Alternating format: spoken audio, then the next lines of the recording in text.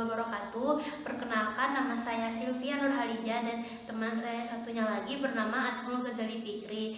Kami dari kelompok 2 ingin membahas mengenai rainwater harvesting. Nah, sebelumnya video ini kami buat untuk memenuhi tugas dari mata kuliah Teknologi Konservasi Lingkungan dengan dosen pengampu Ibu Indah Nirta Nilawati NPS SD MSI. Nah, selamat menonton dan semoga bermanfaat.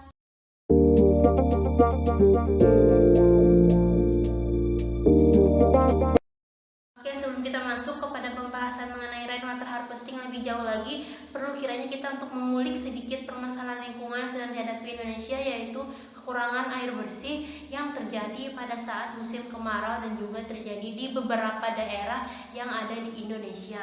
Nah, sebenarnya masyarakat sendiri mengharapkan dari suplai air bersih mereka berasal dari PDAM. Namun hal tersebut mengalami masalah karena kurang terorganisir secara baik dan karena ada beberapa rumah-rumah warga yang masih belum mendapatkan air bersih atau beberapa daerah masih belum mendapatkan air bersih melalui PDAM. Nah, maka dari itu masyarakat pun akhirnya menggunakan air tanah atau air sumur sebagai solusi untuk mengatasi hal tersebut. Namun hal itu tidak membantu dikarenakan pengambilan air tanah yang terus-menerus dapat mengakibatkan air tanah menjadi berkurang dan dapat mengakibatkan menurunnya permukaan tanah yang dapat menyebabkan terjadinya ambles pada tanah tersebut yang dapat mengakibatkan berbagai macam bencana alam lainnya.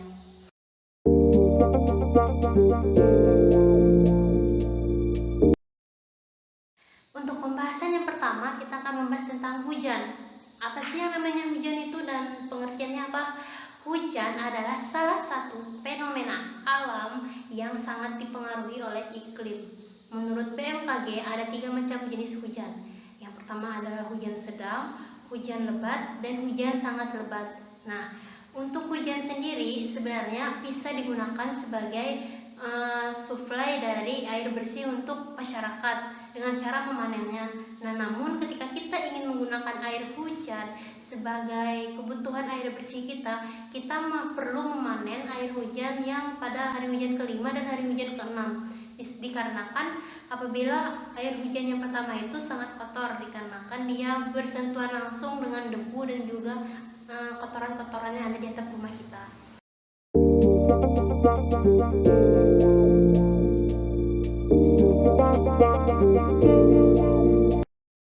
Pembahasan yang kedua tentang rainwater harvesting. Nah, rainwater harvesting ini adalah salah satu teknologi yang digunakan untuk memanfaatkan dari air hujan. Jadi air hujan itu tidak langsung dibuang ke tanah. Nah, baik, terus apa sih yang namanya rainwater harvesting ini? Sebelumnya kita harus berkaca lagi ke belakang bahwa ternyata teknologi rainwater harvesting ini sudah dilakukan pada sejak zaman dahulu, yaitu terlihat dari rumah-rumah di bagian atap bagian belakang pada zaman Romawi kuno. Nah, ternyata juga teknologi rainwater harvesting ini sudah digunakan oleh berbagai macam negara untuk mengatasi krisis persediaan air bersih dan juga kekeringan di daerah mereka. Lalu sebenarnya apa itu rainwater harvesting? Adalah sebuah teknologi yang mana di situ adalah untuk memanen air hujan terdapat dalam 2 proses, yaitu penangkapan air hujan dan kemudian penyimpanan air hujan tersebut untuk digunakan sebagai irigasi maupun kegiatan rumah tangga lainnya. Lalu rainwater harvesting ini terkenal dalam 2 teknik pemanenan air hujannya, yaitu yang pertama dengan teknik pemanenan air hujan melalui atap atau sering disebut dengan rooftop rainwater harvesting, dan yang kedua adalah teknik pemanenan air hujan dengan bangunan reservoir. Nah, untuk yang pertama teknik menggunakan atap itu untuk skala yang kecil atau skala individu untuk perumahan yang di perkotaan. Sedangkan yang kedua menggunakan bangunan reservoir itu ya seperti waduk, seperti kolam, seperti embung. Nah, ini untuk skala yang lebih besar lagi seperti untuk pertanian dan lain sebagainya. Kemudian bagaimana sih cara kerja dari rainwater harvesting ini? Cara kerjanya adalah secara sederhana ketika ini adalah teknik dari yang melalui atap. Air hujan jatuh ke atap, kemudian dari atap dialirkan menuju talang. Setelah itu talang akan menyalurkannya ke dalam tangki penyimpanan melalui pipa. Di dalam tangki penyimpanan tersebut air hujan pun akan disimpan dan akan digunakan untuk kebutuhan sehari-hari. Namun ada juga teknologi rainwater menggunakan filter di bagian pipanya. Itu gunanya untuk menyaring kotoran-kotoran yang berasal dari atap rumah.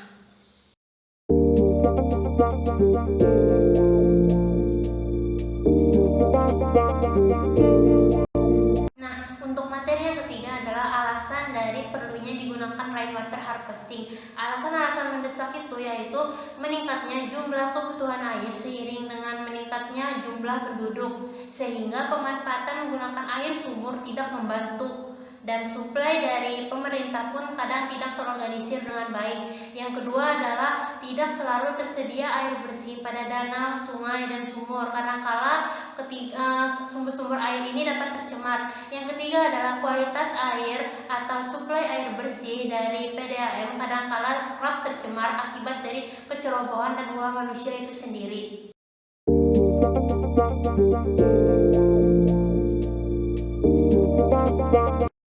Keempat adalah langkah-langkah dalam merancang rainwater harvesting.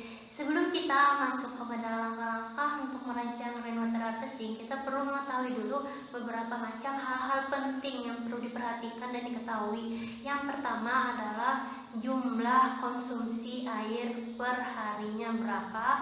Kemudian yang kedua adalah data curah hujan lokalnya. Kemudian yang ketiga adalah jenis pengguna pada sistem. Dan yang keempat adalah alat penangkap air hujan yang perlu juga diperhatikan. Kemudian setelah kita memperhatikan hal-hal tersebut, kita dapat langsung merancangnya rainwater harvesting dengan urutan, yaitu yang pertama menentukan jumlah total kebutuhan air. Yang kedua adalah merancang sistem penangkapan air hujannya, yaitu dipilih bahannya yang tidak mudah berkarat dan tidak membuat air yang dikumpulkan tercemar. Kalau bisa bahannya pun bahan dari pembuatan atap tersebut harus berasal dari aluminium supaya tahan terhadap karat. Kemudian juga atap yang dibangun juga harus miring supaya memudahkan air hujan yang jatuh langsung mengalir kepada talangnya.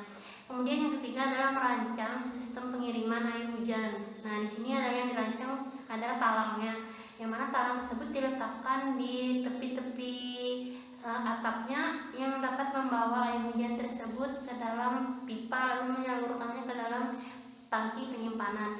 Kemudian setelah itu kita merancang menentukan ukuran dari tangki penyimpanannya.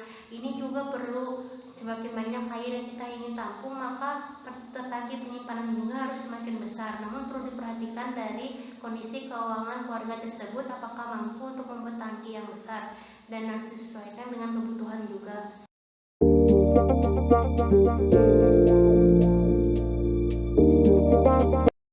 Kelima, ini pembahasannya mengenai konstruksi dari sistem rainwater harvesting. Nah, untuk komponen utamanya ada 3, yaitu area penangkapan, sistem pengantar, dan juga media penampungan. Setelah itu ada komponen yang lebih kompleksnya lagi, yaitu area penangkapan, terus ada talangnya, terus ada pipanya, ada tangki penyimpanan, ada filter, ada pompa, dan lain sebagainya.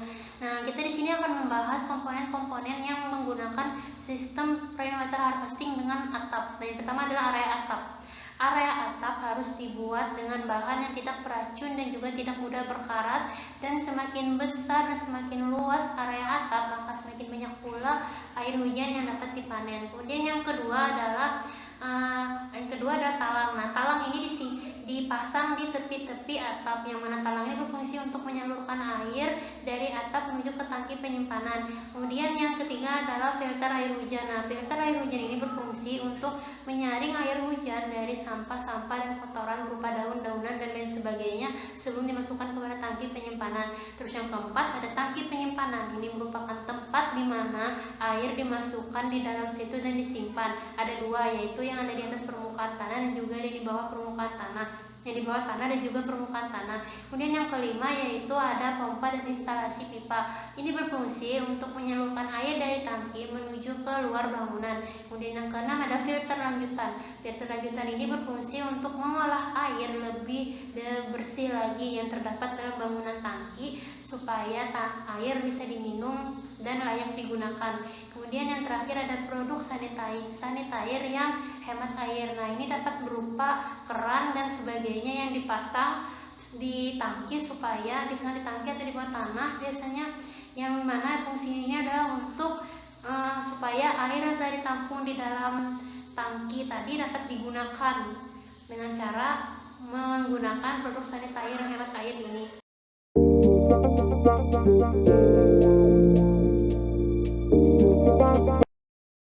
Nah, untuk materi yang keenam yaitu sistem distribusi dan sistem pengolahan rainwater harvesting. Terdapat dua pilihan sistem distribusi yang berkaitan dengan tujuan penggunaan air yang berimbas pada sistem pengolahannya. Yang pertama adalah non-potable, menggunakan air hujan yang terkumpul sebagai air yang bersifat non-potable, artinya tanpa pengolahan dan dapat langsung digunakan untuk kebutuhan yang bersifat non-potable seperti toilet, berkebun, dan lain sebagainya. Kemudian yang kedua adalah potable, menggunakan air hujan sebagai air yang bersifat potable, artinya melalui pengolahan yang lebih khusus lagi sehingga air dapat diminum.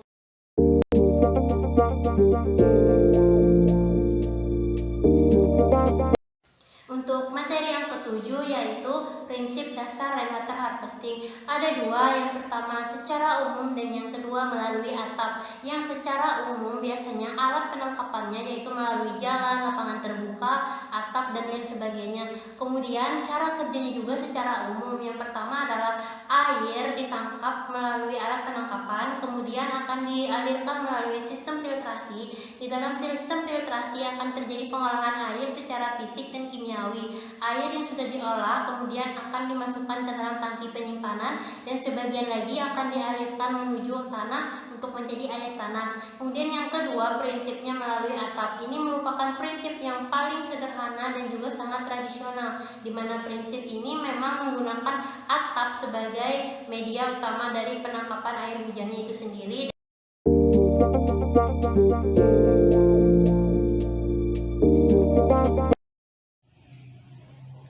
Ya, selanjutnya adalah keuntungan dan kekurangan dari rainwater harvesting. Keuntungannya antara lain meminimalisir dampak lingkungan. Air hujan yang dikumpulkan juga relatif lebih bersih. Air hujan juga sangat penting penggunaannya di saat-saat darurat, dan juga perawatannya yang terjamin karena pemiliknya bisa mengawasi secara langsung. Adapun kekurangannya, yang pertama adalah biayanya sangat tinggi, lalu kualitas air juga rawan, perawatannya yang harus intensif dan bergantung pada musim.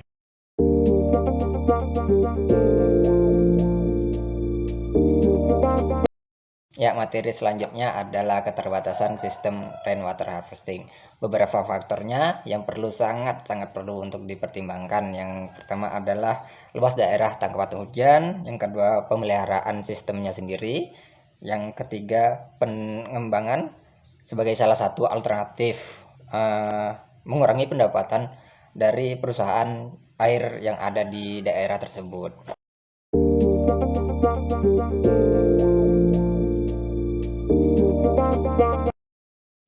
Ya, yang berikutnya adalah aspek manajemen dan pengelolaan dari sistem rainwater harvesting. Di sini yang pertama adalah pembersihan filter dan bak secara berkala, lalu melakukan pengecekan terhadap pompa setiap 6 bulan sekali, lalu pengecekan terhadap talang dan atap untuk mengantisipasi kebocoran.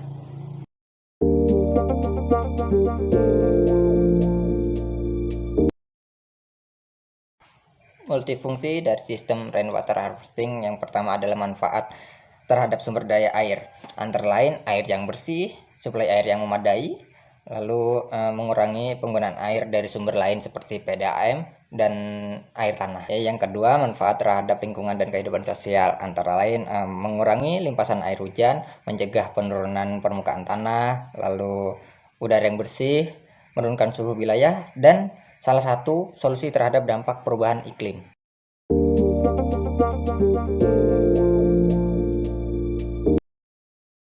Materi selanjutnya adalah dampak penggunaan dari rainwater harvesting. Di sini ada 3 aspek. Yang pertama adalah aspek ekonomi, yang kedua aspek sosial budaya, dan ketiga aspek lingkungan. Pada aspek ekonomi, rainwater harvesting ini bagi masyarakat tentu lebih murah karena kita tidak perlu membeli air saat musim kemarau, dan juga dapat mengurangi anggaran pemerintah dalam belanja air bersih.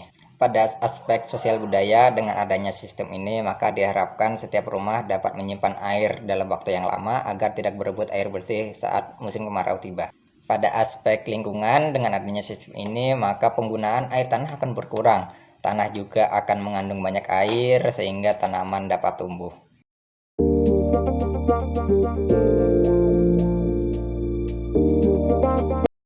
Berikut adalah model rainwater harvesting yang ada di Indonesia. Yang pertama, pembuatan PAH oleh perseorangan atau skala rumah tangga di Desa Batu Kandik, Nusa Panida. Yang kedua, pembuatan PAH oleh kelompok pengguna dalam jumlah besar, lokasi Pulau Nusa Panida. Yang ketiga, pembuatan PAH oleh beberapa kelompok rumah tangga yang ada di Desa Pematang, Gadung, Kota Ketapang, Provinsi Kalimantan Barat. Yang keempat, rainwater harvesting dengan skala besar di kawasan industri Tangerang.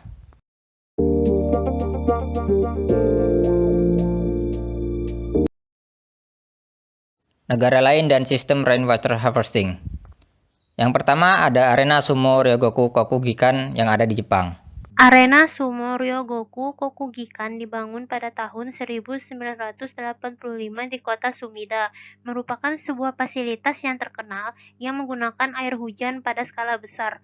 Atap seluas 8.400 meter kuadrat merupakan area penangkapan dari sistem RWH di gedung ini. Air hujan yang dikumpulkan ditampung pada tangki bawah tanah berukuran 1.000 meter kubik dan digunakan untuk mengguyur toilet dan pendingin udara. Yang kedua, kolam kuil Milapur, Chennai, India. Tamil Nadu adalah negara bagian di India yang pertama membuat panen air hujan menjadi wajib. Pada 30 Mei 2014, pemerintah pusat mengumumkan akan membangun 50.000 struktur panen air hujan di berbagai daerah di ibu kota Chennai. Sekitar 4.000 kuil di negara bagian Tamil Nadu secara tradisional memiliki tangki air yang dulu digunakan untuk berbagai upacara adat. Tangki juga berfungsi sebagai aquifer alami dan membantu mengisi air tanah. Yang ketiga, stopless atau guci penyimpan air hujan yang ada di Thailand. Masyarakat pedesaan di Thailand umumnya menggunakan setidaknya 2 sumber air. Air hujan yang ditampung di dalam tangki guci, serta air tanah dangkal dari tabung sumur. Pembangunan lebih dari 10 juta guci dengan kapasitas beragam untuk penyimpanan air hujan di Thailand telah menunjukkan potensi dan kesesuaian sistem tangkapan sebagai teknologi pasokan air utama pedesaan. Yang keempat, sebuah tangki panen air hujan kecil di Quebec, Kanada.